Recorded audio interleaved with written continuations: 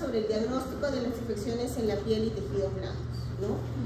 Ya ustedes son expertos en los agentes etiológicos que ocasionan estas infecciones. Hemos hablado, ¿no?, de todos estos tipos de infecciones, de las infecciones por hongos, ¿no?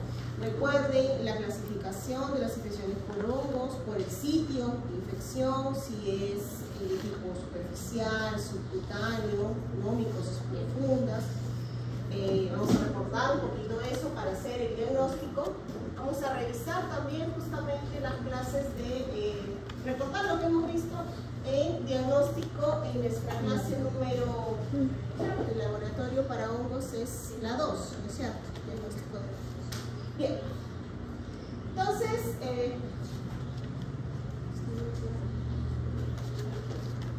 ok.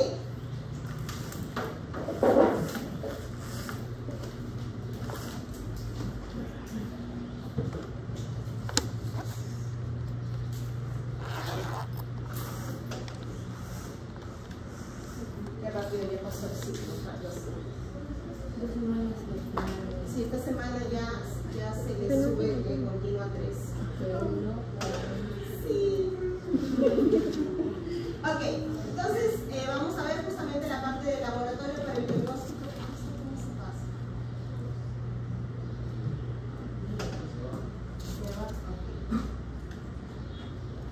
Entonces el objetivo de la clase de hoy es que ustedes aprendan justamente las técnicas del laboratorio microbiológico para el diagnóstico de las infecciones, ¿no?, a nivel del tejido, a nivel de la piel, los tejidos blandos, y también vamos a recordar un poquito de las infecciones a nivel de huesos o articulaciones, ¿no? Y esto recordamos que ya lo hemos visto en nuestra clase de fluidos corporales, el diagnóstico de secreciones de fluidos, para poder observar ese tipo de diagnóstico a nivel del hueso. ¿Okay? Entonces, entender la importancia, ¿no?, del diagnóstico clínico, porque hay infecciones en la piel y recordarán de lo que se ha comentado en seminarios, por ejemplo, el diagnóstico de una celulitis, el diagnóstico de una erisipela como diagnóstico diferencial, o inclusive de una fascitis necrotizante, ¿no es cierto? Entonces, inicia con un diagnóstico clínico. Hay algunas pruebas que ayudan a la confirmación, pero básicamente diagnóstico clínico para iniciar tratamiento, ¿no? Y en algunas condiciones, cuando hay factores de riesgo, entonces es un tratamiento emergencial, ¿no? Entonces, aquí también vamos a recordar un poquito sobre el Staphylococcus aureus, ¿no? Esta bacteria que está relacionada a varios tipos de patologías, como ya lo hemos mencionado previamente, tiene varios factores de virulencia que están asociados a sus mecanismos de infección, invasión, escape del sistema inmunológico, ¿okay? Y justamente hablar de la resistencia que hay a antibióticos. Parte del diagnóstico microbiológico va de la mano de un antibiograma, justamente para ver si hay resistencia, ¿no?, a los antibióticos. Y aquí, ¿no?, demostrando que en todo caso bacterias como Staphylococcus aureus o el mismo Streptococcus pyogenes son los que prevalecen en porcentaje de infecciones en la piel. No son los únicos, claramente, ¿no? Hay otros, hay factores que predisponen, por ejemplo, si el paciente está hospitalizado, si el paciente es diabético, si el paciente es inmunosuprimido. Hay otros tipos de susceptibilidades que favorecen otros tipos de agentes etiológicos, y vamos a comentar un poquito de eso el día de hoy. Ok, entonces vamos a comenzar recordando, ¿no?, sobre los hongos, las infecciones micóticas.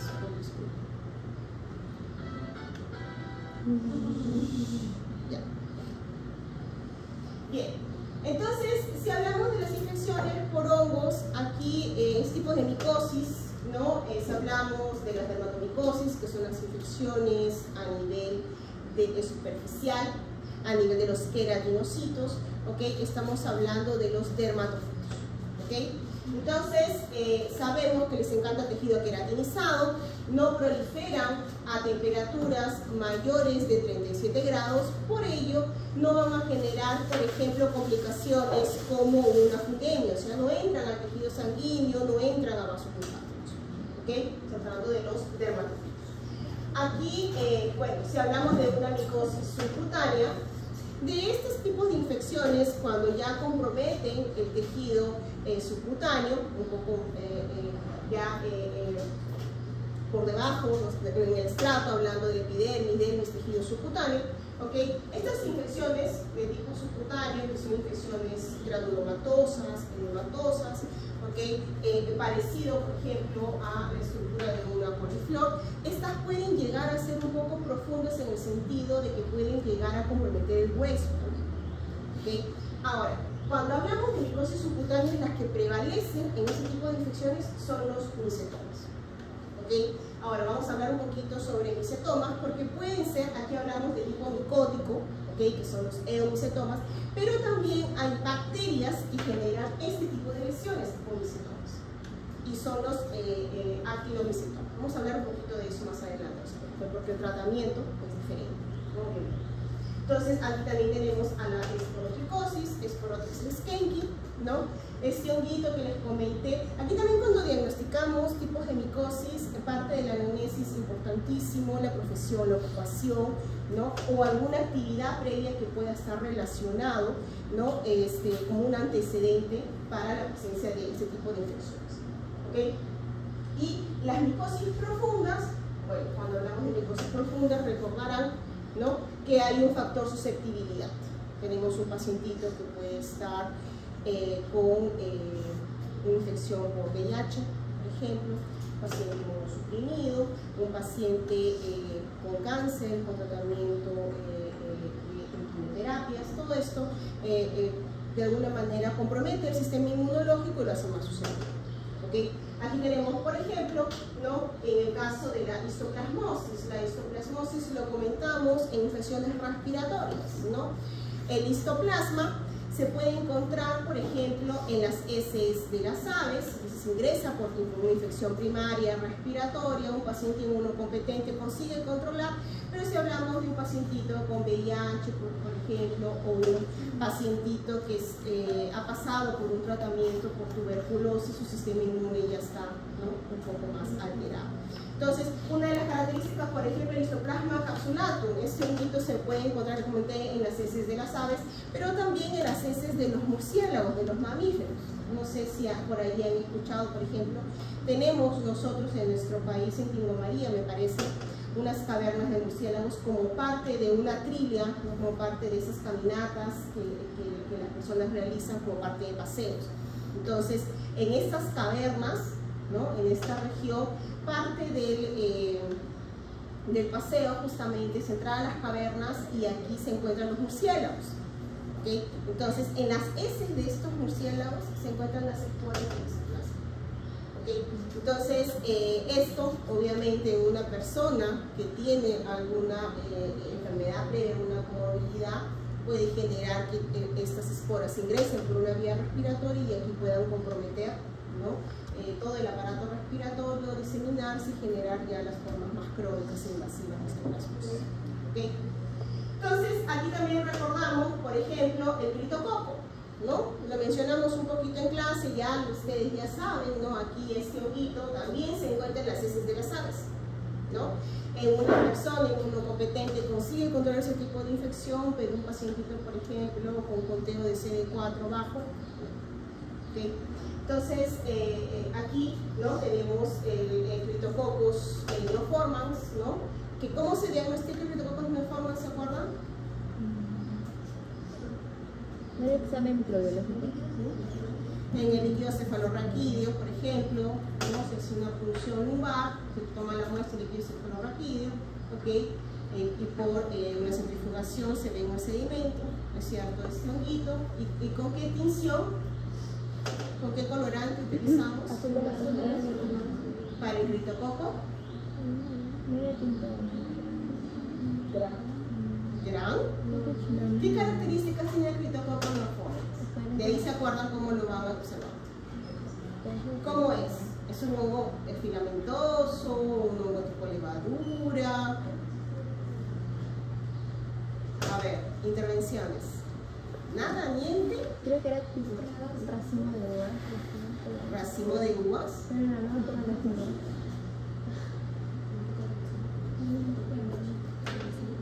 La tinta china, Montenegro. Ok, creo que ya fue una, ¿no? Vamos a ver si me liga. Es la tinta china, es un hongo encapsulado, un hongo levadura encapsulado. Entonces aquí como lo vemos, ¿no? Por la tinta china. Entonces, en realidad lo que vamos a ver al microscopio óptico es el honguito translúcido en fondo negro, porque por la cápsula la tinta china no va a penetrar, pero vamos a ver la tinta china esparcida en la lámina, ¿no? El fondo negro, ¿ok?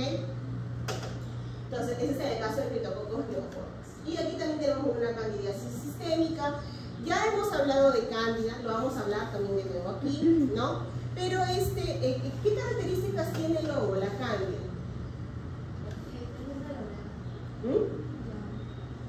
¿Presenta?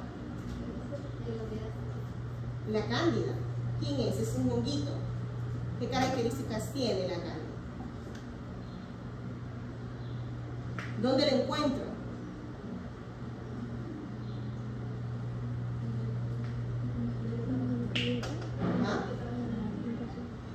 Formando parte de la microbiota vaginal, pero no es el único lugar, pero forma parte de la microbiota. ¿Ok? ¿Cómo? No escucho. ¿Qué forma esporas? La cándida no forma esporas. La cándida es un hongo en todo caso que se encuentra formando parte de la microbiota, sí, pero tiene una característica y es que cambia su morfología. Recuerden, ¿ok? Pasa de forma espora, iba a decir, se me quedó. No forma espora, por si acaso. ¿Okay? Pasa de forma de levadura a una pseudohifa o a una hifa. ¿Okay? Y aquí es la forma patogénica de este hongo. ¿Okay? Con esta forma de hifa invade el epitelio y es capaz de pasar a las partes más profundas del tejido. ¿Okay? Y aquí activa el sistema inmunológico, obviamente, ¿no? Porque ya esto de aquí genera un proceso inflamatorio. ¿Okay? ¿Qué factores predisponen para el cambio de una cándida? De levadura a pseudohifa o hifa.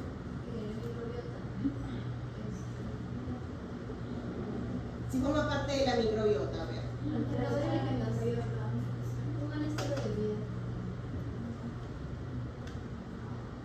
Una alteración en la microbiota sí, porque hay una disbiosis, pero en el caso de la cándida hay factores. El pH, pero ¿en qué sentido? ¿Aumenta, disminuye? Aumenta, están adivinando. El pH estaba por ahí, ¿ok? Estaba tibiecito. Ya, ok, pero ahora ya no se van a olvidar, el pH aumenta. Si pensamos en la vagina, el pH vaginal, ¿cuál es? Ácido, ¿no es cierto? Y aquí yo tengo una cándida como levadura. Entonces, microbiota, ok, no pasó nada. ¿Okay? Cuando hay aumento de pH, puede fomentar la morfogénesis, justamente la alteración de la cándida de una levadura a una pseudohifa y una hifa. ¿Okay? Entonces, acuérdense, aumento de pH vaginal. ¿Okay? ¿Qué más? En el caso exclusivamente de las mujeres, para que no se olvide.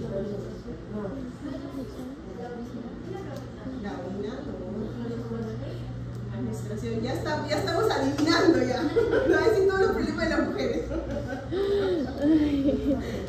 Estamos hablando aquí de hormonas. El aumento del estrógeno, por ejemplo, también lleva a una alteración en la cándida. ¿Okay? Entonces, eso para que lo tengan en cuenta porque es uno de los factores que predisponen a una candidiasis. Bien, entonces aquí en esta diapositiva vemos al inicio los dermatofitos, ¿no? Su clasificación. Aquí tenemos, por ejemplo, las onicomicosis, ¿no? A nivel de las uñas, ¿no? Y vamos a pasar un poquito a nuestra siguiente diapositiva. Ok, ¿quiénes son los dermatofitos? Ya hemos comentado, son aquellos hongos que les encantan tejido queratinizado, ¿ok? Entonces viven a temperaturas no más de 37 grados, después de eso no pueden proliferar, por eso es que se encuentran solamente en las partes superficiales de la piel, ¿ok? Entonces hongos filamentosos metabolizan, ¿no? La queratina, ¿ok? ¿okay? Tienen afinidad por la queratina, por eso es que es su sustento básicamente, y generan enfermedades en animales y en humanos. ¿Okay? Y aquí tenemos la clasificación, otra clasificación de estos dermatofitos, ¿no? Y que son capaces de invadir tejido queratinizado, anexos, o sea, piel, pelo, uñas. ¿Okay? Y de aquí que se conocen las diversas tiñas, acuérdense, las tiñas diversas, ¿no? Las tiñas. Bien. Okay. Entonces, justamente es donde invaden, ¿no? Piel, pelo, uñas, y aquí tenemos esta otra clasificación de los dermatofitos, ¿ok? En base a dónde se encuentra, cuál es su reservorio. Si hablamos de en el humano, ¿ok? Contacto humano-humano, antropófilos, por contacto con animales, los reservorios son los animales, zoófilos, y en el suelo, ¿no? Geófilos. ¿Okay? Entonces, aquí tenemos justamente los géneros que son los que son frecuentes como dermatofitos. Tenemos Trichophyton, Microsporum, Epidemophyton. Para que se lo graben así más rápidamente, cuando hablamos de Epidemophyton, una única especie, y es flucoso. ¿Okay? Y esta es antropófila, o sea, humano-humano. ¿Okay?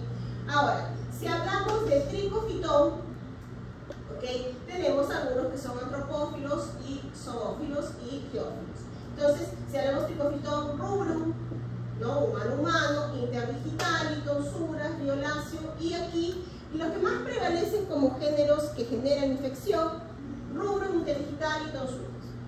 De Trichophyton mentagrophites, de tipo zoófilo, ¿okay? Que generan las tiñas capitis, ¿no? En las lesiones de ausencia de crecimiento del folículo piloso en el cuero cabelludo, la alopecia. ¿Okay? Y aquí tenemos Microsporum, lo más conocido, canis, ¿no? Que genera justamente esta alteración a nivel del folículo piloso en animales, ¿no? Esas lesiones a nivel del pelaje de los animales. Perro, gato, y Gypsium, que están en el suelo. ¿Okay? Bien, y aquí tenemos antropófilos, justamente aislados, solamente por contacto humano-humano, ¿okay? Y estos son los géneros, y está asociado, por ejemplo, ¿por qué lo ponen aquí? Porque es el pie de atleta, ¿no? Recuerden, en el pie de atleta, que es la tinea pedis, ¿okay? O la tinea pedis, en este caso genera justamente estas lesiones interdigitales, ¿no? Descamación de la piel, prurito, lesiones eritematosas rojizas, ¿no? Zoófilos, aquí tenemos, vean, ¿no? Es el Microsporum canis. ¿Okay? Entonces, lesiones. Aquí está la alopecia, ¿no? Ausencia, no afecta el folículo piloso, ¿okay? Tenemos aquí ausencia de crecimiento, ¿no? Del pelo de los animales. Y aquí, ¿no? Por el contacto con los animales, en el humano hay una infección. Entonces, ¿a qué afecta?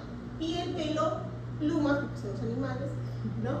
Entonces, aquí tenemos que los animales son portadores asintomáticos, y aquí tenemos Microsporum canis, y aquí el otro es el Trichophyton mentagrophites, ¿no? Que se encuentran en quienes, en los roedores, conejos, y aquí tenemos, por ejemplo, otros que hablan de otras especies de animales.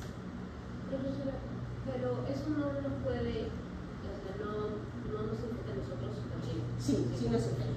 Ajá. Los reservorios son los animales, y por contacto con animales, ahí nosotros nos ponemos. Por eso es que es importante, si se tiene, por ejemplo, una afección por este tipo de hongos, parte, ¿no? de el tratamiento es también que, si estamos hablando de un animal de incubación, por ejemplo, por el contacto con tu perrito, con tu gatito, ese también se ha llevado al veterinario para ser tratado. ¿Okay? Eso es importante, porque si no, tratan a su paciente, ¿no? Pero el foco de infección va a estar presente todo el tiempo.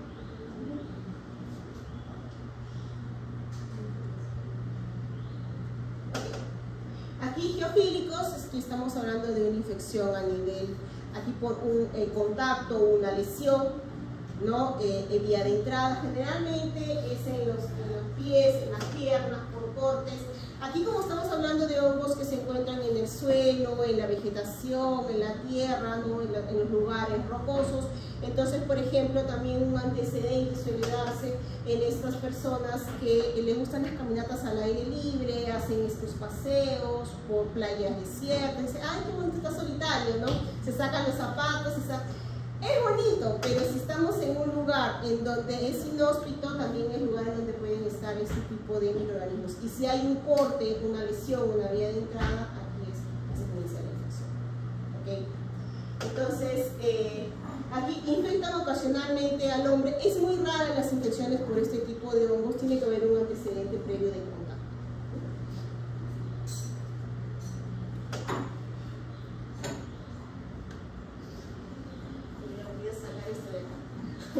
Ok, entonces aquí tenemos justamente la clasificación, ¿no? Tricofitón, aquí están las especies. El tricofitón afecta piel, pelo, uñas. Microsporum, piel, pelos. Y epidermofitón, piel, uñas. Esos son los sitios que suelen afectar.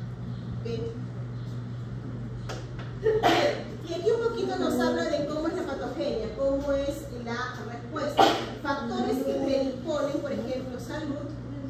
Factores que predisponen, ¿no? Estamos hablando de este tipo de hongos, un factor que está asociado, por ejemplo, el aumento de temperatura, la humedad, ahí suelen proliferar, no se concentran, entonces sudoración excesiva, uso de calzados.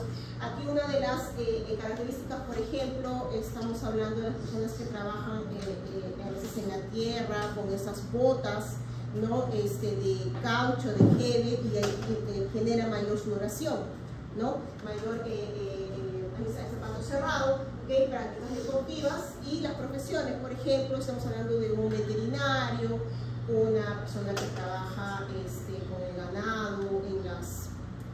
¿Cómo se llama? Es que van a los camales, en los camales, que trabajan directamente con las carnes, los animales, en los cortes. Y si tenemos un hongo a nivel de, por ejemplo, de la piel de los animales, de las vacas, ¿no? Los cortes, ahí puede haber contaminación. ¿Okay? O también si hablamos de una persona, un granjero, ¿okay? Que tiene contacto con la tierra, un jardinero, personas que en realidad tienen contacto y no tienen los implementos necesarios para el cuidado.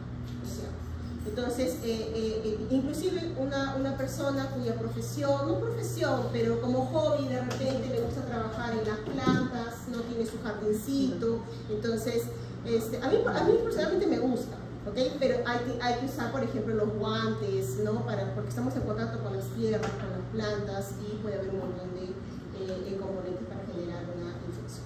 Principalmente, recuerden que estos tipos de hongos en general ingresan como todo tipo de microorganismos cuando hay una alteración en el epitelio. Entonces, hay una vía de entrada inicial, ¿okay? Que permite la entrada del microorganismo.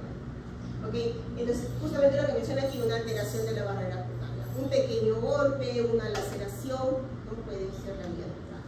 ¿Okay? Entonces, sistémico, esto cuando hablamos de una infección aquí a nivel local. Pero cuando hablamos sistémicas, sabemos que hay factores que predisponen en general, ¿no?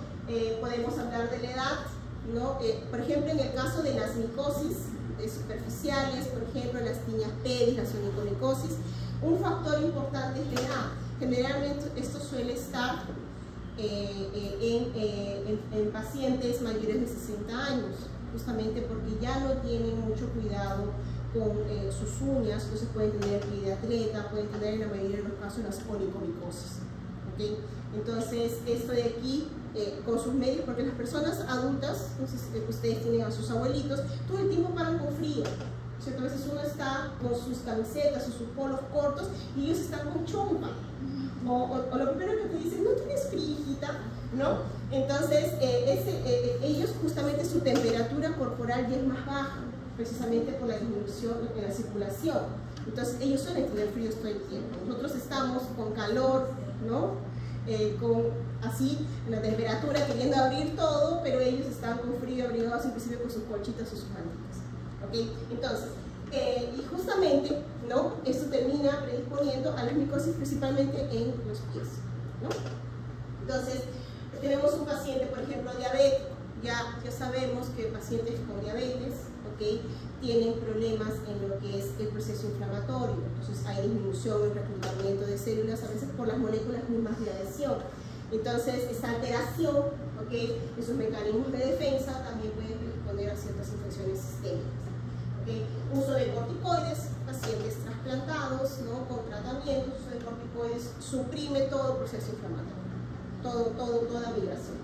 Y alguna predisposición familiar. Cuando hablamos de predisposición familiar, y aquí nos coloca un detalle, el factor sérico antidermatofílico o fungistal.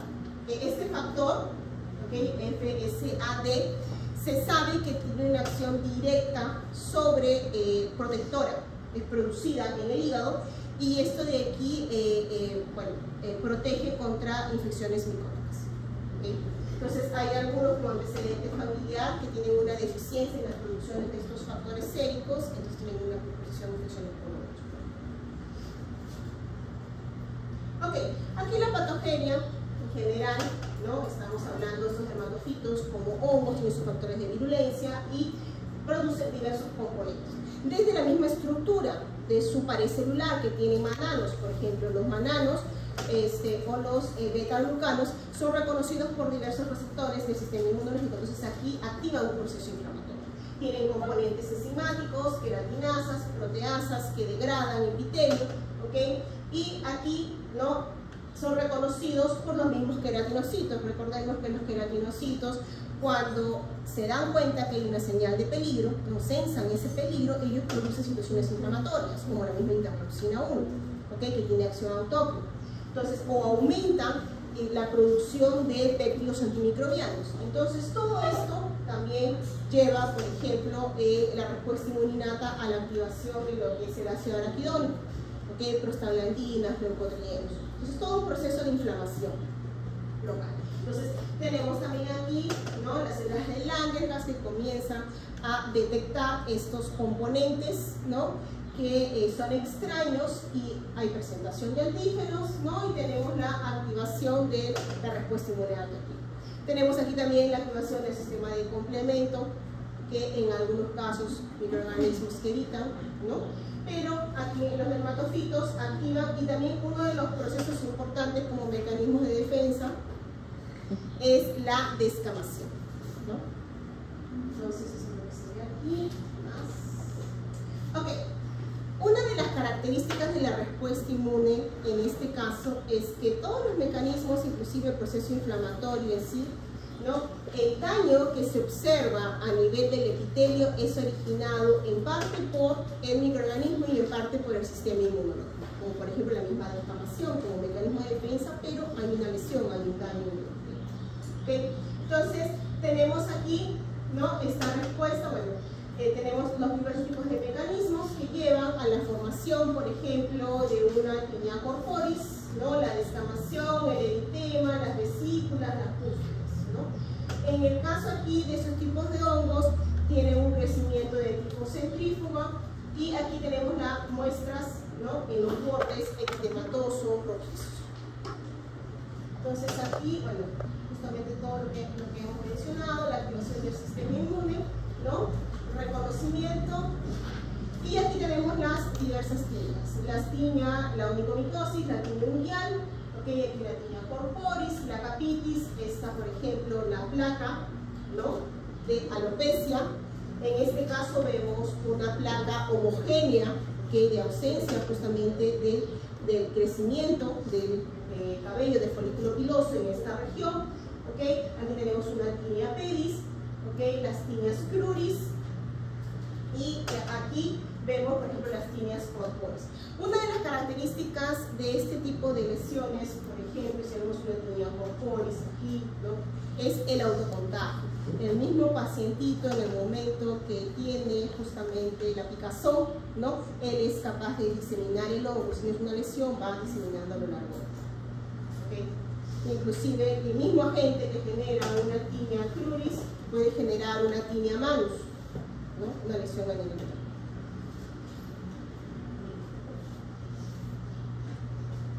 Ok, en las micosis superficiales también se pueden diagnosticar utilizando justamente esta herramienta que es la fluorescencia, utilizando la lámpara de Wood. Se detecta en este tipo de luz de 346 nanómetros, ¿no? Y aquí vean, esta lesión, por ejemplo, la tinea barbae, ¿no? O una tinea manus, ¿ok? Por la fluorescencia, la lámpara se visualiza de esta manera.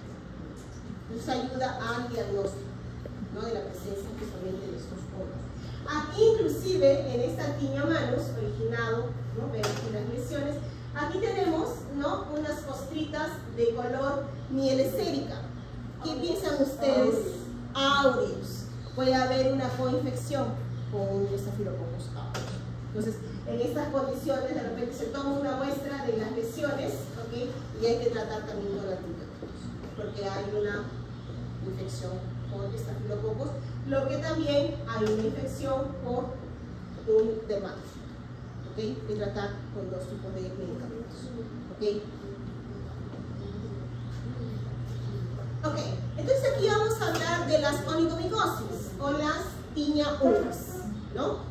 Bien, aquí para ver, por ejemplo, la estructura rápidamente de la uña, no vamos a ser expertos, ¿ok? Aquí tenemos, por ejemplo, ¿no? Es porque cuando hablamos de las onicomicosis hay ciertas clasificaciones dependiendo de cómo está la lesión de la uña, ¿ok? Básicamente vemos aquí el extremo distal y aquí vemos, por ejemplo, estas membranas como el hiponiquio, que son aquellas que impiden el ingreso directo de cualquier microorganismo, bacteria, hongo, para las partes profundas y que entren en contacto, por ejemplo, aquí con el lecho uñal, ¿no? Esa membranita que une la uña directamente con el lecho uñal. Esto de aquí es importante porque protege la entrada, porque a veces cuando hay lesiones o cortes, ¿no? Cualquier microorganismo puede ingresar y contaminar las partes internas de la uña. Por ese lado. Bien, entonces cuando hablamos de las onicomicosis son comunes, lamentablemente, ¿ok? Entonces son comunes y son lesiones crónicas que se van dejando a lo largo del tiempo. Creo que ya comentamos previamente que cuando hablamos de los tipos de este tipo de infecciones, así como una tinea pedis, por ejemplo, como no hay una sintomatología, no hay cuadro febril, no hay malestar, no hay dolor, es algo más estético, ¿okay? Muchas personas terminan dejando de lado, ¿okay? Y es lo más común. Entonces aquí vemos estas lesiones crónicas, ¿no? Aquí también está justamente 20% de los adultos mayores de 60 años presentan onicomicosis, ¿okay? Entonces aquí vemos ¿quién es el agente causal? Bueno, uno de ellos es el Trichophyton ungui, ¿okay? Entonces, aquí vemos, por ejemplo, ¿no? Una onicomicosis que se denomina onicomicosis distal subunguial, porque está aquí, en los bordes, justamente este borde de acá. ¿Okay? Aquí tenemos una onicomicosis blanda superficial, ¿okay? Que se da en estas regiones, y es superficial, solamente a partir de la uña. ¿Okay? Una pregunta, ¿el nombre del microorganismo es tinea unguis? No, el nombre de la enfermedad es tinea unguis, o también conocida como onicomicosis, o también conocida como tinea de la uña. Ajá. Tiene todas esas nomenclaturas. El agente infeccioso, el honguito, el dermatofito, es el Trichophyton ungui, uno de tantos, ¿no? Aquí lo colocan uno de tantos, ¿okay? Entonces, pero quienes originan unas tineas de las uñas también puede ser un Trichophyton metagrofites, por ejemplo. ¿Okay? Pero aquí nos coloca esa Trichophyton ungui, ¿okay? Y aquí tenemos, por ejemplo, otro, ¿no? Que es la onicomicosis proximal profunda, que afecta esta región aquí, ¿okay? Por eso es que es profunda. Son diversas clasificaciones que se le dan a las onicomicosis, ¿okay? Ahora, en cualquiera de los casos, ¿cómo es la toma de la muestra? La toma de la muestra se realiza con obviamente no se va a hacer aquí sin guantes, pues, ¿okay? Eso obvio, aquí está mal, tiene que ser con guantes, ¿okay? Entonces aquí, ¿no? Se hace un raspado por debajo de la uña, lo máximo que se pueda, ¿no? En este caso el paciente tiene ese tipo de lesión, entonces toda esta parte del hiponiquio está dañada, entonces se puede hacer un raspado por dentro de la uña, ¿okay? Por debajo. Y también se hace el raspado superficial, ¿no? Con una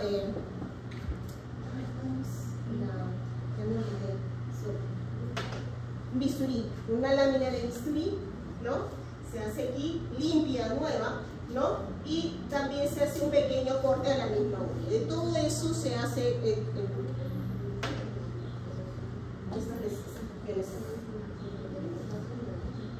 ok, aquí tenemos la tinea capitis. La tinea capitis es aquella infección, ¿no?, que se da a nivel del folículo piloso. ¿Okay? Entonces, en la tinea capitis se puede clasificar como no inflamatorias o inflamatorias. Aquí tenemos las no inflamatorias. Las no inflamatorias son aquellas que se observan, por ejemplo, claramente ausencia de crecimiento. ¿Okay? Ahora, aquí podemos ver en el caso de la afección al folículo piloso con una presentación diferente, ¿se dan cuenta? Aquí vemos, por ejemplo, esta tinea microspórica es originada por Microsporum canis, que es el dermatófilo. ¿Okay? El Microsporum canis suele formar generalmente a nivel del cuero cabelludo este tipo de lesiones, una placa homogénea. ¿Okay? Esto aquí es una tinea microspórica. Aquí tenemos otro tipo de lesiones de ausencia de crecimiento, que es por el Trichophyton tonsuras. El Trichophyton tonsuras suele generar ausencia de crecimiento, pero la placa es difusa, si lo pueden ver. No se observa bien marcada, la placa definida. ¿Okay? Este de aquí es el Trichophyton tonsuras. ¿Okay? Ahora, tenemos aquí la tinea microspórica, es cuando la ruptura del folículo piloso, es esta de aquí, se da sobre, este es el ostium folicular, que es la base. El ostium es el orificio de salida del folículo piloso. Entonces, esta región, ¿no?, cuando hablamos de una tinea microspórica, la ruptura del folículo piloso es por encima de este orificio. ¿Okay? Esa es la microspórica. Y la tricofítica es cuando la ruptura del folículo piloso es en el mismo nivel que la salida de la glándula. ¿Okay?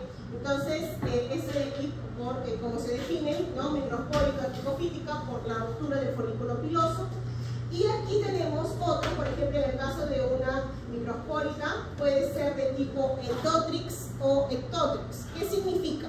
Significa que cuando tomo el folículo piloso y lo voy a colocar en la lámina portaobjeto para observar dónde está mi honguito, ¿okay? Cuando es endotrix y le coloco un azul de lactofenol, por ejemplo, yo voy a observar que el hongo está dentro del folículo piloso. ¿Okay? ¿Qué es lo que yo veo acá? Dentro del folículo piloso. Cuando es ectotrix, básicamente, ¿okay?, yo voy a observar que el hongo está por fuera del folículo piloso, rodeando, ¿ya?, dentro y fuera. ¿Okay? Eso es lo que significa. Y la tinea fálica, ese tipo de lesiones que pueden ver, ya son lesiones crónicas, ya tienen un tiempo. Esto de aquí son lesiones agudas, ¿no? Fálica ya es una lesión crónica a nivel del folículo piloso. Bien, la tinea inflamatoria, ¿no?, o también conocida como Kerium de Celso, es básicamente lo que es tiene un proceso inflamatorio, se visualiza, ¿no?, las lesiones, ¿no? Tenemos aquí el paciente se presenta con dolor, fiebre, ¿ok? Aquí las lesiones tienen un aspecto de pústula, ¿no?, lesiones tumorales. Este es un proceso inflamatorio a nivel del cuero cabelludo, ¿ok? Y este es el caso del Kerium de Celso. ¿Quiénes lo generan? Generalmente son aquellos microorganismos cuyo huésped viene a partir del contacto con animales, ¿okay?, y con el suelo. Son las formas más agresivas de dermatofitos, los que vienen de contacto con animales o del suelo. En este caso, Microsporum canis o Microsporum gypsum. Ellos generan este tipo de lesiones.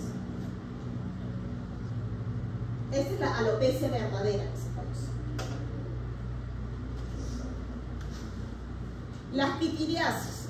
Las pitiriasis también son micosis superficiales, y este es el que es originado por este honguito de tipo levadura, son levaduras, ¿okay?, que es la malacesia. La malacesia le encantan las regiones líquidas, las regiones ricas en líquido. No se tan rápido aquí, ¿ok? Entonces, ¿y en dónde se encuentran? Por ejemplo, como lo ven aquí, en la espalda, en el torso, en la espalda, en las regiones de los brazos, ¿ok?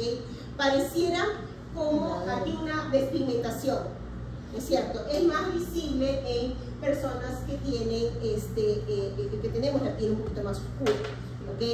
Entonces se ve estas placas blanquecinas. Este honguito suele atacar justamente a los melanocitos. Entonces hay problemas en la captación del sol, ¿ok? Y cuanto más sol se capta, es más visible la presencia de las placas, ¿ok? Y se visualiza así como una despigmentación. Este es en el caso de la malacesia furtiva. Pero la malacesia también tiene otra especie, por ejemplo, foliculitis. Y esta de aquí suele afectar al folículo piloso. Pero como pueden ver, también se afecta a estas regiones ricas en lípidos, ¿no? En contenido de lípidos, como es el torso. El torso, aquí el cuello, ¿no? Las partes de los brazos, que suelen haber a veces esas lesiones como bolitas, o también en algunas personas se visualiza más en verano. A veces dicen, no, se está pelando, ¿no? Porque ha tomado sol, pero a veces no es eso, a veces es es común este tipo de afecciones. No, el otro sí. Ajá. Como una foliculitis, ¿no? Se aloja a nivel del folículo piloso y aquí obstruye, entonces comienza a haber acumulación de pus. Esto es la malacesia es un hongo levadura, ¿ok? Entonces, por un raspado, por una toma de la muestra, se utiliza un reactivo como el azul del lactofenol y se visualizan justamente los hongos, ¿ok? Bueno, la candidiasis cutánea, ¿no? Ya hemos conversado un poquito, sabemos que están formando parte de la microbiota. Lo hemos hablado como agente causal de la candidiasis vulvovaginal, cuando hablamos de infecciones del tracto urinario, ¿ok? Entonces, sabemos, ¿no?, que las vulvovaginitis o cervicitis se caracterizan justamente por esta secreción, ¿no?, blanquecina, ¿no se acuerdan? Secreción blanquecina, ¿ok? En algunos casos tiene olor, que se asemeja mucho a lo que es ese tipo requesón, ¿no? Blanquecino, tipo queso cottage, inclusive algunos productos, ¿ok? Entonces, aquí tenemos la enfermedad se conoce como la balanitis, ¿ok? Estas lesiones eritematosas, dolosas, inclusive hay algunas personas que están, hay un factor de riesgo que por ejemplo son pacientes diabéticos que pueden tener estos cuadros de balanitis, este tipo de lesiones, ¿okay? Y aquí tenemos a la cándida, ¿no?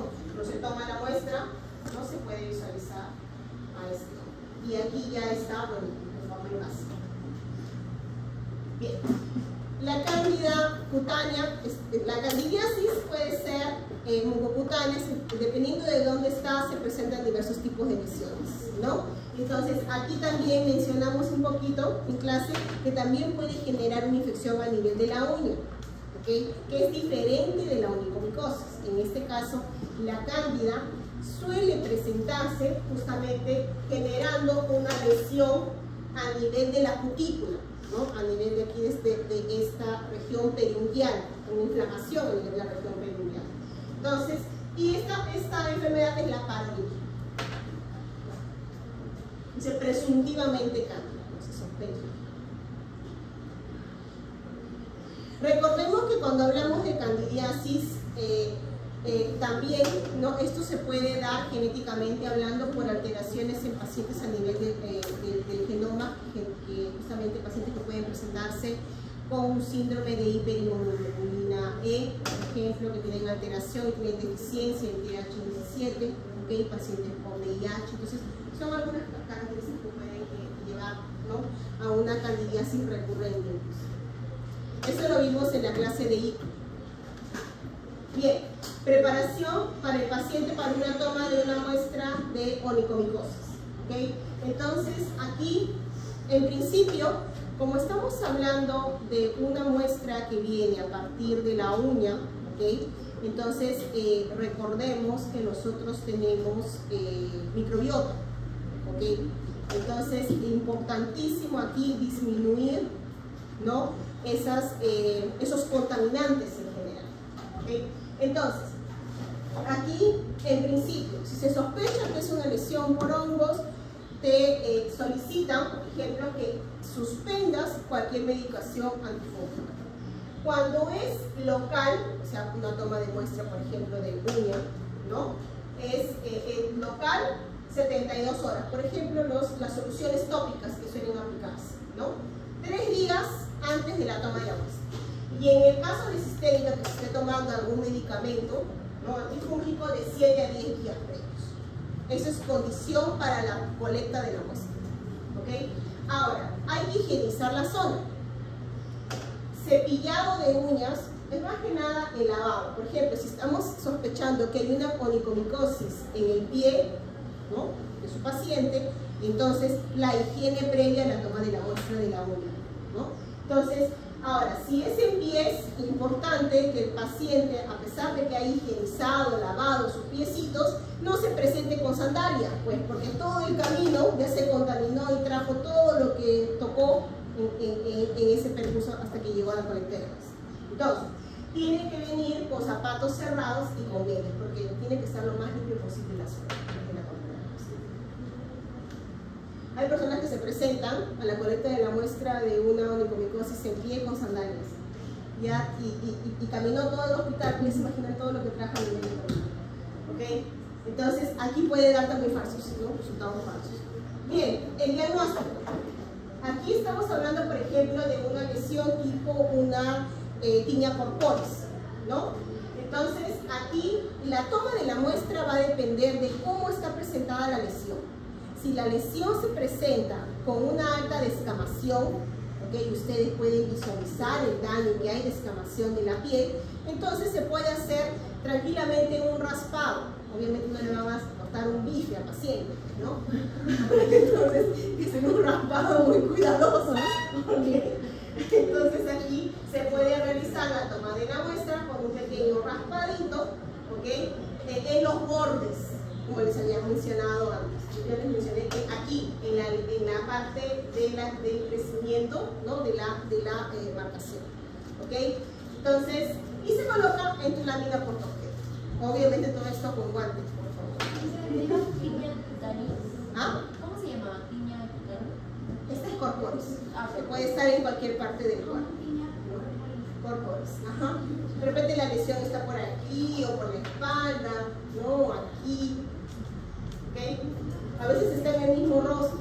Por eso es importante, por ejemplo, como les mencioné, el tipo de lesión. También dónde está, pues no, si está en el rostro, un tipo de lesión no le vamos a hacer un bisturí y tiene que ser más cuidado, porque si no es bueno. ¿Okay? Entonces, pero aquí está relacionado bien a la presencia de la descamación de la piel.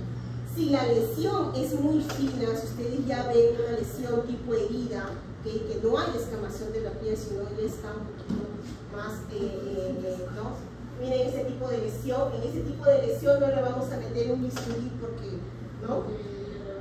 Exacto, entonces aquí lo que se hace es otro tipo de colecta. Se utiliza, esto les mencioné un poquito, utiliza una cinta adhesiva, una cinta scotch, pedacito de cinta scotch. Obviamente no es el pedacito de scotch que tienen en todos los lugares, ¿no? En los laboratorios se guarda justamente ese tipo de material para poder colectar dependiendo de la muestra. Entonces se corta un pedacito y delicadamente se coloca sobre la lesión. Y después va a tu lámina portoobjeto. ¿Ok? Y tu reactivo, azul de la piel. ¿Ok? Y ahí ves directo. Yo recuerdo la primera vez que tomé estas muestras, estaba tan nerviosa de lastimar al paciente. Ok, lámpara de Wood. Okay. Bueno, aquí lo que mencionamos justamente, cómo se puede visualizar a grandes rasgos utilizando la fluorescencia. ¿Okay? Y aquí nos puede decir, ¿no?, una lámpara simple con con este complemento de onda, ¿no? Sí, qué tipo de tiña es, por ejemplo aquí, ¿no?, una tiña capitis, ¿okay?, se visualiza, vean las lesiones en el rostro, ¿no?, que muchas veces no son visibles, se ve como una alteración fina, ¿no?, pero con la lámpara se puede ver los cambios de colores. ¿Okay? Entonces vean, si es una tiña microspórica, se ve de color verde. Si es fagus, o sea, si es crónica, verde, blanco, azulado. tricofílica negativo, no se visualiza por este tipo de lámparas. Si es una pityriasis, por ejemplo, por malacesia, puede ser amarillo, verdosa, dorada, aquí, una pityriasis. ¿Okay? Regiones ricas en lípido, rostro, torso, espalda, ¿no? Brazos. Ok, y bueno, aquí los tipos de onicomicosis, ¿no? ¿Cómo se valoran? Esa es la sublingual distal, esta es la superficial lateral, ¿no? La distal profundo. Ok, y aquí el reactivo, ¿no? El azul de lactofenol. En este caso se utiliza, por ejemplo, para muestras que proceden justamente, que se sospecha que tienen este tipo de hongos. Inicialmente se puede utilizar un hidróxido de potasio, ¿se acuerdan? Y aquí se ve como un contraste, ¿ok? Pero eso no es una coloración. La coloración puede ser también aquí el azul de lactofenol. Aquí nos presenta que el azul de lactofenol está formado por 3 componentes, justamente porque cuando hablamos de muestras de hongos, ¿ok? Recuerden que si viene a partir del epitelio de las uñas, hay un contaminante. El contaminante es nuestras mismas células del epitelio, ¿ok? Y también la microbiota. Entonces, a mí no me interesa en ese momento crucial que yo quiero diagnosticar si hay hongo, que haya una bacteria en medio del asunto, porque no me va a dejar observar, ¿no?, las características del hongo en el microscopio. Entonces, ¿cómo elimino todo eso? Utilizando, por ejemplo, estos reactivos que tienen justamente, por ejemplo, el fenol. El fenol, en el azul del lactofenol, lo que va a hacer, va a destruir cualquier microorganismo, es decir, que no sea el hongo, en este caso una bacteria. ¿Okay? Entonces, aquí justamente es un mordinte y un preservante. El ácido láctico lo que va a hacer justamente es mantener la estructura del hongo, destruyendo también todo aquello que pueda contaminar, por ejemplo el epitelio. ¿Okay? Y aquí el azul de anilina lo que va a hacer es justamente el colorante, va a entrar en la estructura y definirnos justamente al hongo. ¿Okay? Eso es lo que básicamente tiene todo el azul de lactofenol. En el caso, por ejemplo, del hidróxido de potasio, el hidróxido de potasio también tiene uno de los componentes importantes del hidróxido de potasio, es una de las características, parte de la composición, es la destrucción de todo aquel contaminante, es decir, microorganismos o epitelio. ¿Para qué? Para yo poder visualizar, ¿no?, al hongo directamente. ¿Okay? Pero obviamente no voy a poder ver toda la estructura del hongo porque no es un colorante, ¿no? Pero me permite visualizar la presencia del hongo porque todo el resto va a ser destruido. Y aquí, por ejemplo, son aspergillus. Ok, las lesiones, sí.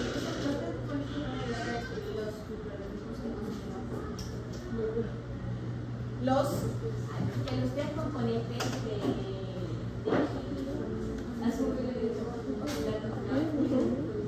son para destruir microorganismos que no son el hongo.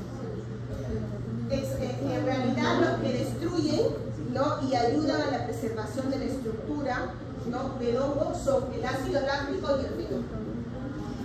El azul de anilina va a entrar y te va a permitir ver la estructura del hongo. Ok, aquí tenemos las micosis subcutáneas.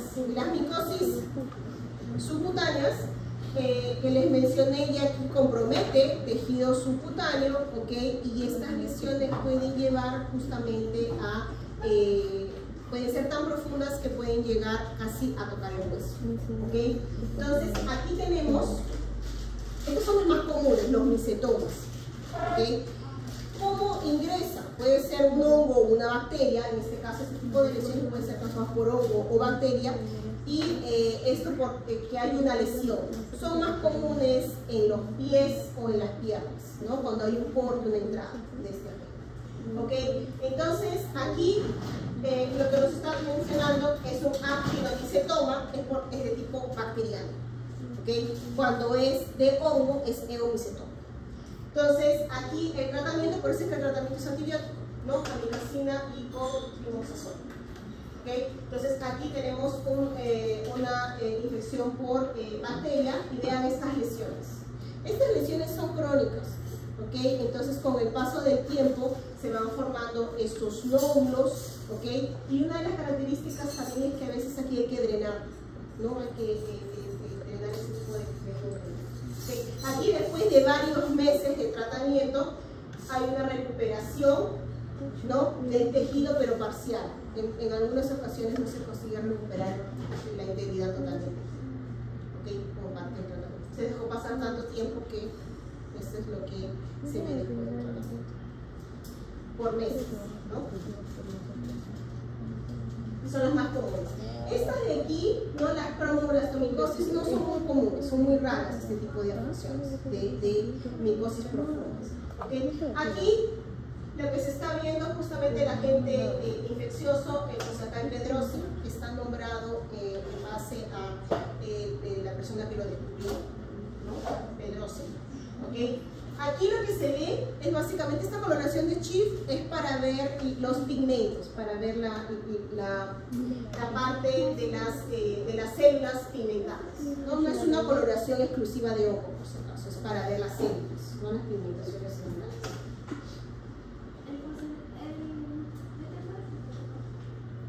Cosacal pedrosi.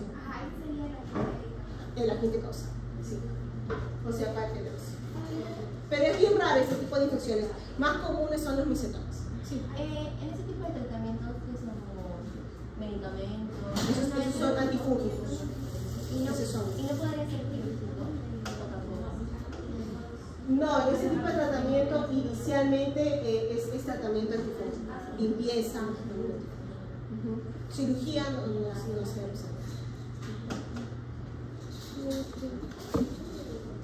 Bien, entonces aquí la clasificación, esto ya se ha visto, ¿no? Un poquito en seminarios, ¿no? La clasificación anatómica de estos diversos tipos de infecciones.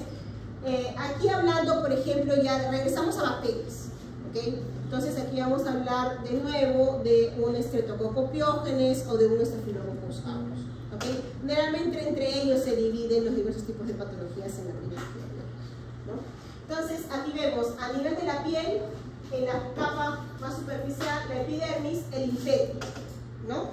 Ya comentamos un poquito sobre el linfético, un factor de riesgo es la edad, común a veces en los niñitos menores de 3 años, ¿no? En etapa escolar, altamente contagioso, ¿ok? Recuerden que se puede presentar en el rostro, ¿no? En las manos, ¿no? Contacto rápidamente, ¿ok? Entonces, ¿quiénes lo originan? Son lesiones ampollosas, ¿no? Con la aparición de Staphylococcus aureus o Streptococcus pyogenes. ¿Okay? En la clínica se puede diferenciar, recordarán que la presencia de las costras, ¿no? El aureus es una coloración amarillenta, nivel C. ¿Okay? Ahora, vamos bajando, ¿no?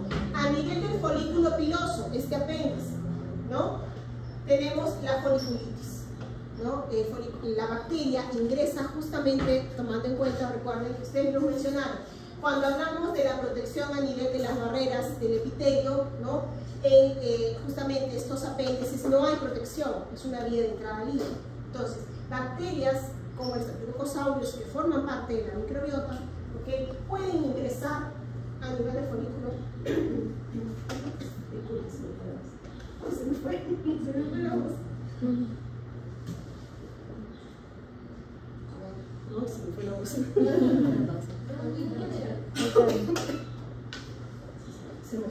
voz.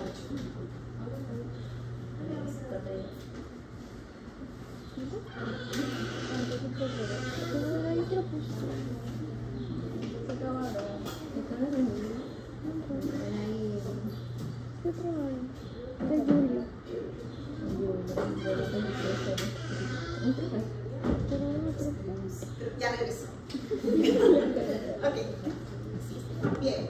Entonces, aquí tenemos, ¿no? Los cuadros de foliculitis por Staphylococcus aureus, se acumula, ¿no? Y obstruye a nivel del folículo piloso, se ve como unas pústulas, ¿no? Recordemos que este tipo de afecciones, chicos, puede ser de leves, ¿no? Moderadas y formas más graves. En el caso, estas de aquí son formas más leves de infección por esta bacteria, ¿no? Un cuadro de erisipela por bacterias como Streptococcus pyogenes, por ejemplo, aquí afecta, como pueden ver, parte de la región de la dermis y también pueden ser las partes más superficiales del tejido subcutáneo. ¿Okay? Si hablamos ya, vamos bajando, ¿no?, en la estructura de la misma piel, la celulitis ya compromete dermis y tenemos aquí ya el tejido subcutáneo. ¿Okay? Entonces, en esta celulitis, ¿quiénes pueden ser los más comunes? ¿El agente causal más común cuál es? Streptococcus pyogenes. Ajá. Ya un poco más raro, menor porcentaje, 10%, aureus. ¿Okay? Staphylococcus aureus. Pero hay otros también. Entonces, aquí también depende, por ejemplo, de las condiciones del paciente. No sé si tenemos un paciente inmunosuprimido, un paciente hospitalizado, ¿no? Un paciente con VIH. Y más abajo vamos a ver justamente la fascitis necrotizante. Esta fascitis necrotizante que ya compromete el tejido subcutáneo y puede llegar a comprometer la fascia, ¿no? Ya, ¿ok? Entonces, ¿quiénes son? Streptococcus pyogenes, que es la fascitis necrotizante del tipo 2, la más común, ¿ok? Pero no es el único, hay también otros, ¿no?, originados por otros tipos de microorganismos. Y eso vamos a ver un poquito más ahora, ¿ok? Recordando lo que ya han visto en seminarios. Entonces, la clasificación de las lesiones en la piel y tejidos blandos, podemos hablar de no supuradas, no hay secreción, o supuradas. ¿Okay? En las no supuradas tenemos justamente el impétigo, erisipela, celulitis y las infecciones necrotizantes. ¿Okay? Dentro de ellas la fascitis necrotizante. ¿Okay? Y en las supuradas, que tenemos acumulación de líquido, secreción, y en algunos casos se drena este tipo de secreciones por fístulas, por ejemplo, los abscesos, forúnculos y el carácter. ¿Okay? Entonces, aquí tenemos en las infecciones no supuradas, vamos desde leve, moderado o grave. En la leve, la lesión típica, el impétigo. ¿Okay? Erisipela, celulitis, ¿no?, sin foco de supuración, y no hay lesiones sistémicas, no hay fiebre sistémica. ¿Okay?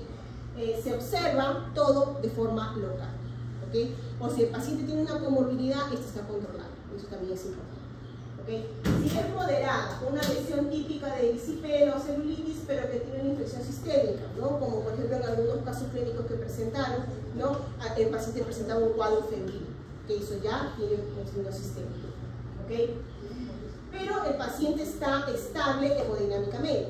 ¿Okay? Y en la grave es cuando lamentablemente el paciente se le ha dado un tratamiento con antibióticos, pero este no funciona. ¿Okay? Entonces, ya tienen signos sistémicos, manifestaciones sugestivas, tiene una infección necrotizante, ¿okay?, ya tiene hipotensión o en algunos casos falla de órganos.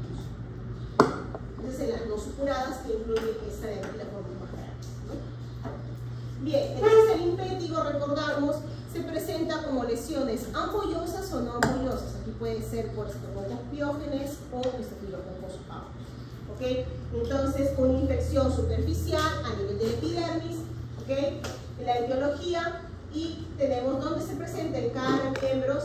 ¿Okay? En el caso de Staphylococcus aureus puede presentarse la coloración justamente mesérica, ¿no? Y hay algunos factores de riesgo como la edad, ¿no? Y el tratamiento es local. Y también el tratamiento sistémico. Ok, la erisipela. En la erisipela es una presentación aguda. La lesión ya hemos visto a nivel de la dermis, el agente más probable es Streptococcus pyogenes. Ok, aquí ¿qué es lo característico? Tiene bordes limitados. Vemos aquí la limitación de la lesión. Ok, entonces aquí, ¿no?, tiene esta lesión sobreelevada con un proceso inflamatorio, afecta principalmente miembros inferiores, 80%, y también a los. ¿Okay? El diagnóstico es clínico. ¿Okay? Hay pruebas que ayudan, ¿no?, pero vean el porcentaje de resultados. Por ejemplo, en un cultivo de estas lesiones bullosas, recuerden que son lesiones no supurativas. Entonces, aquí, ¿no?, menos del 5%, o en función por aspiración en la lesión de un 20 a 30%, o en un hemocultivo menos del 5% de los resultados. ¿Okay? Entonces, el diagnóstico clínico. En la erisipela, la diferencia con la celulitis, la diferencia con la erisipela es que aquí no tiene bordes delimitados, ¿no? Recuerden.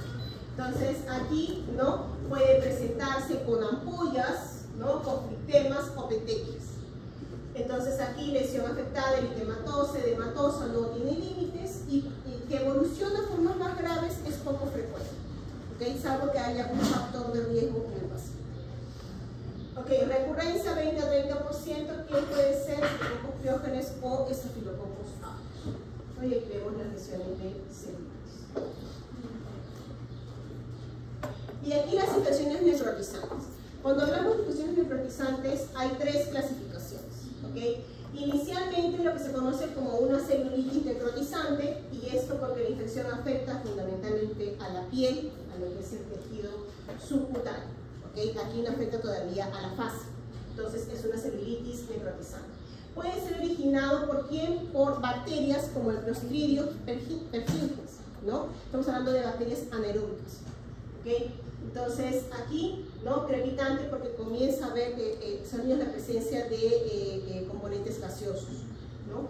La gangrena bacteriana sinérgica progresiva, también tenemos otro que habla sobre la que se presenta en pacientes inmunosuprimidos, celulitis necrotizante. Aquí tenemos gram negativos o algunos hongos, estamos hablando de un paciente inmunosuprimido. O también una celulitis necrotizante por extensión, ¿no?, de una fascitis o una mionecrosis, que es a nivel del tejido muscular. ¿Okay? En la de tipo 2 tenemos ya la fascitis necrotizante. Entonces aquí tenemos, ¿no?, la de tipo 1, que es la flora mixta. Aquí incluye la gangrena de Fournier, que puede ser como polimicrobiana, ¿okay?, o la de tipo 2, y aquí es monomicrobiana, y aquí tenemos a la gangrena hemolítica estreptocócica de Meckel, que es la de Streptococcus que fue el tema de sus seminarios. ¿Okay? Y también hay otras, ¿no?, otros tipos que son tipo misceláneas, tipo mixta. Entonces aquí es Streptococo, pero no del grupo A. Recuerden que hay Streptococo del grupo B, C, D, ¿no? O también unos bacilos gram negativos. Y dentro de los bacilos gram negativos se acordarán de un amigo que mencionamos previamente, ¿no?, en clases anteriores, que es el Vibrio bullificus. El Vibrio bullificus, que pertenece a la familia de las vibrionáceas, la misma familia que el Vibrio cólera.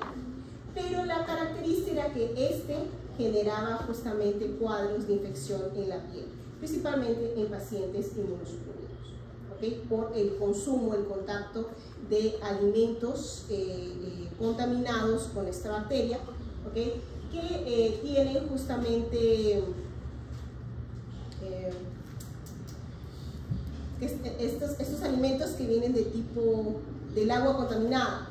Recuerdan que todos los alimentos como el de Vibrio cólera vienen de agua contaminada, ¿no?, que aguantan diversas concentraciones de sales. ¿Okay? Eso está en la clase 4. Ese está aquí, ¿okay? Y aquí tenemos a las mionecrosis infecciosas, porque afectan justamente lo que es el tejido muscular, ¿no es cierto? Entonces aquí tenemos a las gangrenas gaseosas, ¿no?, la mionecrosis clostridiana, y las mionecrosis por Clostridium perfringens, ¿no? ¿Por qué? Porque el Clostridium perfringens, por ejemplo, es una bacteria, ¿no?, que se encuentra formando parte de la microbiota del intestino, ¿ok? Entonces aquí, en este tipo de infecciones, hay un accidente o una lesión que hace esta contaminación de la microbiota. Esta bacteria, que es anaeróbica, pasa a generar infecciones a nivel del hueso. ¿Okay? Entonces, y aquí tenemos la mionecrosis no clostridiana por otras bacterias, ¿no?, como el Streptococcus A, Aeromonas o Petrocelus. Entonces, afecciones a lo que es el tejido. Ya terminamos. Aquí comienzan la práctica, justo terminando el semestre. Entonces, aquí los signos que nos llevan a evidenciar una infección necrotizante. ¿Okay? La presencia de edema o la induración, la presencia de las ampollas, ¿no?, que pueden tener contenido hemorrágico, la crepitación o gas y la ausencia de fangitis o adenitis. ¿Okay? Una característica es que tenemos este proceso infeccioso, un proceso inflamatorio, pero no hay inflamación de los ganglios linfáticos cercanos. ¿Okay? Es característico de una infección necrotizante. ¿Okay? Normalmente cuando tenemos un proceso infeccioso se caracteriza por tener adenopatías, este tipo de afecciones. ¿Okay? Ese es un signo. Y también una de las cosas que aquí dice crepitación en la radiología, pero también hay algunas expresiones en la piel cuando se observa crepitación, cuando se hace el toque, ¿no? Se observa como en la misma piel comienza como a burbujear. Eso es bien, a mí me sorprendió ahora mismo, cómo se presenta cuando hay presencia de gas. Okay. En una emergencia, aquí estamos hablando de una emergencia infecciosa porque puede ser infectológica. Entonces, varios subtipos, requiere diagnóstico precoz. Recuerden que el diagnóstico inicial es clínico, importante para iniciar tratamiento. ¿Okay? Las clínicas son los signos de alarmas. ¿Okay? El laboratorio y las imágenes apoyan el diagnóstico para ver la profundidad de la lesión, ¿no? Y el tratamiento quirúrgico y antibiótico.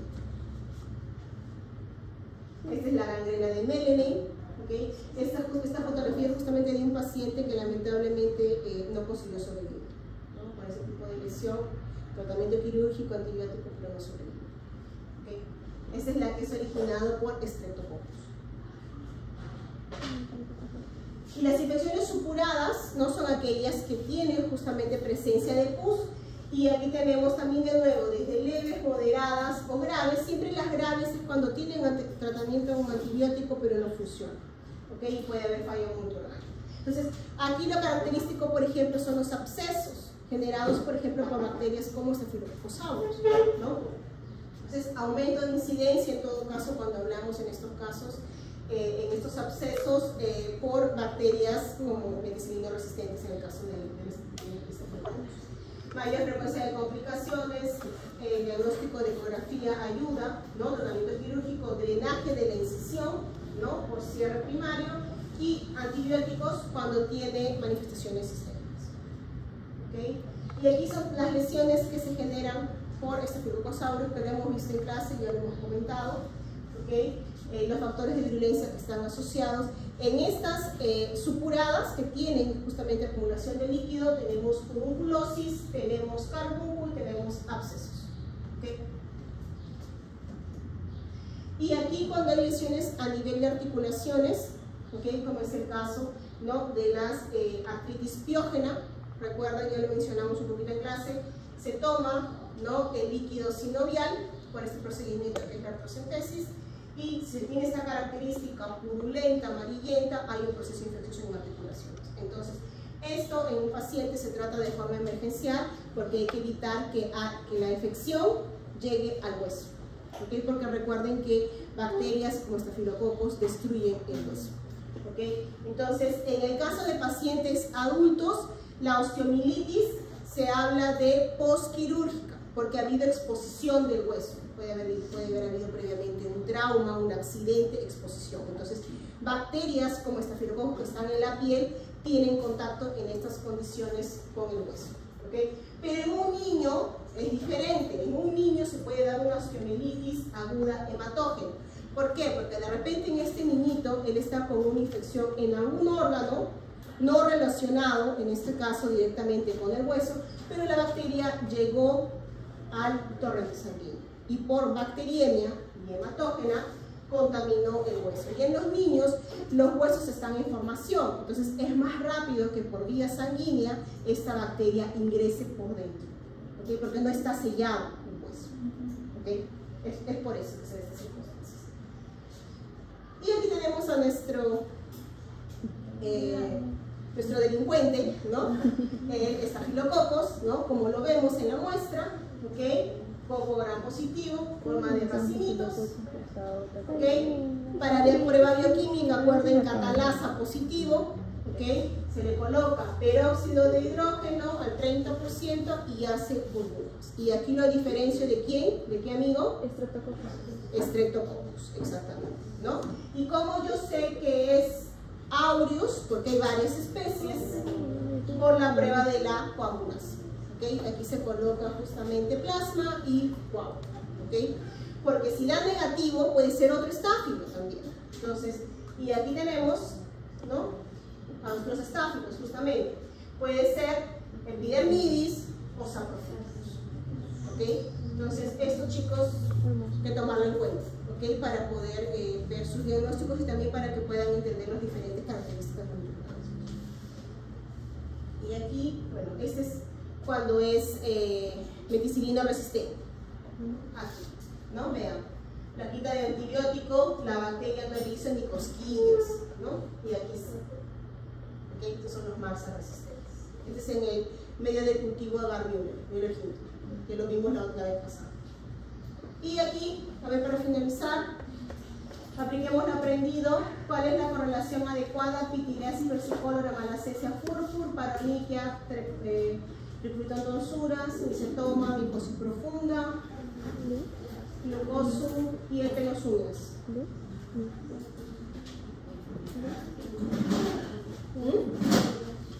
Pitiliasis versicolor, exacto. Todo el resto es negativo.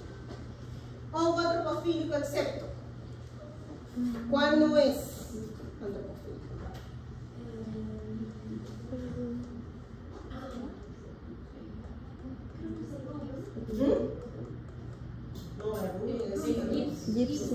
Egipcio, que es geofílico.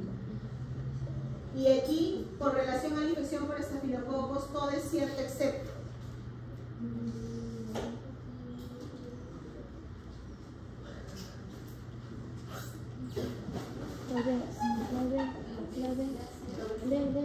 A ver, altamente virulento, con una creciente resistencia a fármacos antimicrobianos, principal patógeno responsable de infecciones a nivel comunitario y nosocomial.